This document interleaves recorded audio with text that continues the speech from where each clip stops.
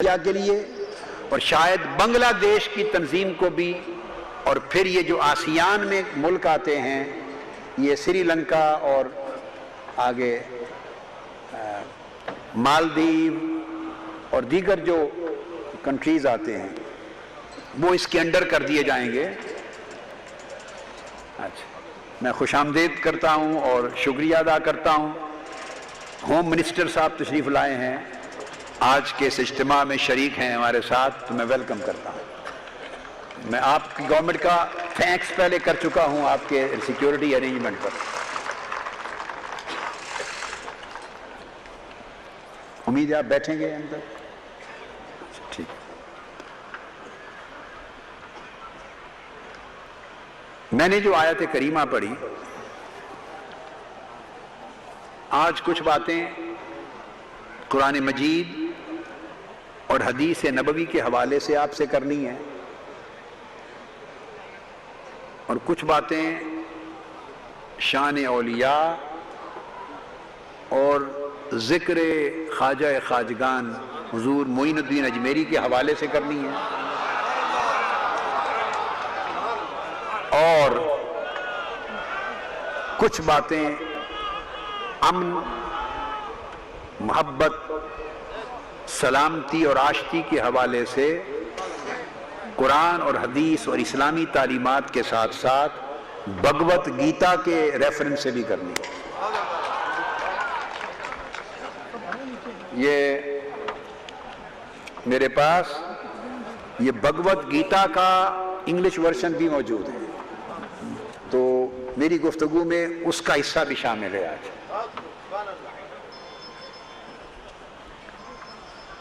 جو آیہ کریمہ میں نے ابتدا میں پڑھی، اس میں اللہ رب العزت نے ارشاد فرمایا وَرَفَعْنَا لَكَ ذِكْرَكَ، صلی اللہ علیہ وسلم، اور ہم نے آپ کے لیے آپ کا ذکر بلند کر دیا۔ اس آیہ کریمہ کی تفسیر میں نے بہت سے خطابات میں کی،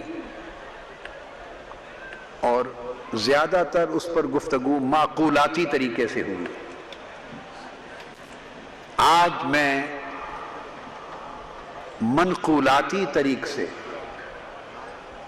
یعنی قرآن مجید کی تفسیر قرآن مجید سے اور اس کی احادیث نبوی سے اور اقوال و آثار صحابہ سے اور اقوال و آثار تابعین سے اور ائمہ مفسرین سے، یعنی منقولات کے طریق سے اس آیت کریمہ کی تفسیر کریں گے۔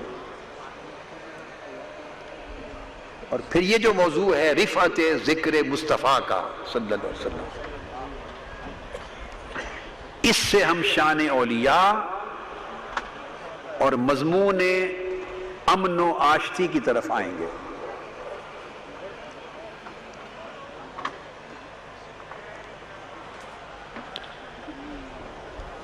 اس آیہ کریمہ کے کئی معنی ہیں۔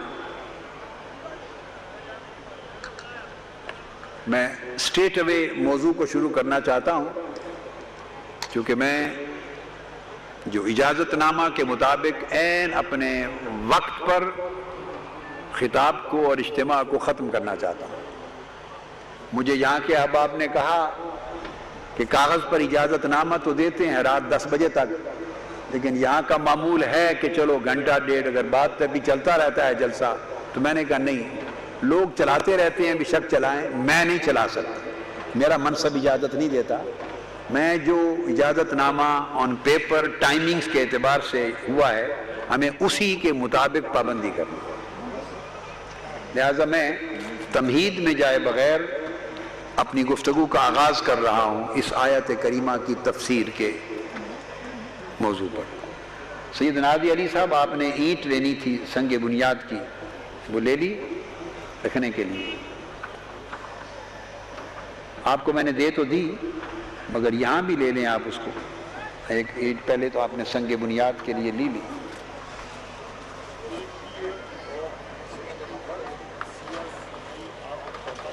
کیا؟ جی جی، نہیں اب ڈسٹرب نہیں کرنا چاہتا خطاب. آپ اینٹ لائیں, اب لے لیں نا. یہ تو پہلے جو چیز ہاتھ میں ہوتی تو ٹھیک تھی. یہ سنگ بنیاد کے لیے میں اینٹ دے رہا ہوں سیدنا حاجی علی صاحب کو, جس کو یہ تنظیم کے لوگ سارے آرام سے اپنی جگہ پر انشاءاللہ رکھ دیں گے. کپڑا رکھ لیں, کپڑا رکھ لیں اس کے اوپر.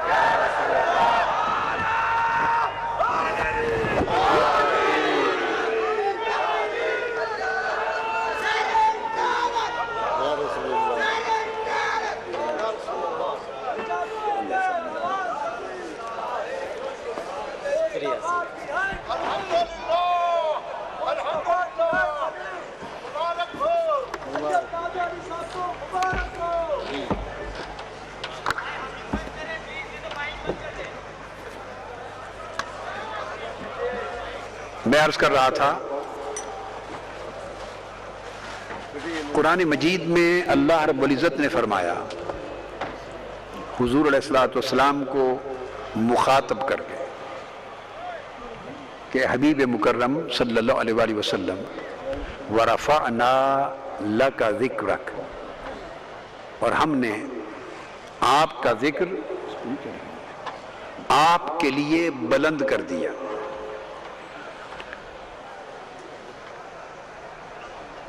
آج کی گفتگو کا موضوع یہ ہے کہ حضور علیہ الصلوۃ والسلام کا ذکر حضور علیہ الصلوۃ والسلام کے لیے کس طرح بلند کیا گیا. ذکر مصطفیٰ کی بلندی اور ذکر مصطفیٰ کی رفعت کا معنی کیا ہے.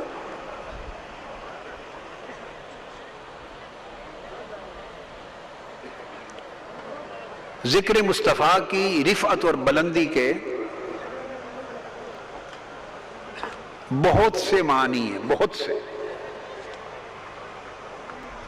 درجنوں معانی ہیں, درجنوں ذکر مصطفیٰ کی بلندی اور رفعت کی. لیکن آج کی نشست میں 3 یا 4 موقع کی گنجائش اور وقت کی گنجائش کے مطابق بیان کروں گا. پہلا معنی ذکر مصطفیٰ کی رفعت کا اور بلندی کا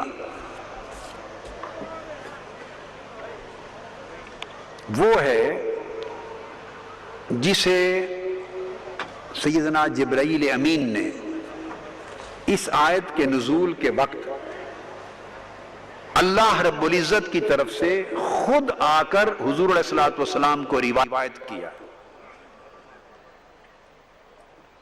ابو سعید خدری رضی اللہ تعالیٰ عنہ روایت کرتے ہیں, اور یہ حدیث اس کو امام ابو یعلا نے اپنی مسند میں تخریج کیا, اور امام ابن حبان نے اپنی صحیح میں تخریج کیا, اور امام حیثمی نے کہا کہ اس کے اسناد یعنی سند حسن ہے. پھر اس کو امام دیلمی نے مسند الفردوس میں روایت کیا اپنی سند کے ساتھ. امام خلال نے السنہ میں روایت کیا سند کے ساتھ. امام ابن جریر طبری نے اپنی تفسیر میں پوری سند کے ساتھ روایت کیا. حافظ ابن کثیر نے اپنی تفسیر میں سند کے ساتھ روایت کیا. حافظ ابن حجر اسقلانی نے فتح الباری میں سند کے ساتھ روایت کیا. الغرض خطیب بغدادی اور بہت سے ائمہ محدثین نے اپنی اپنی کتب میں اسناد کے ساتھ اور اسناد جید اور اسناد حسن کے ساتھ اس حدیث کو روایت کیا ہے. آواز کم کیوں ہو گئی بیٹے, کم کیوں ہو گئی؟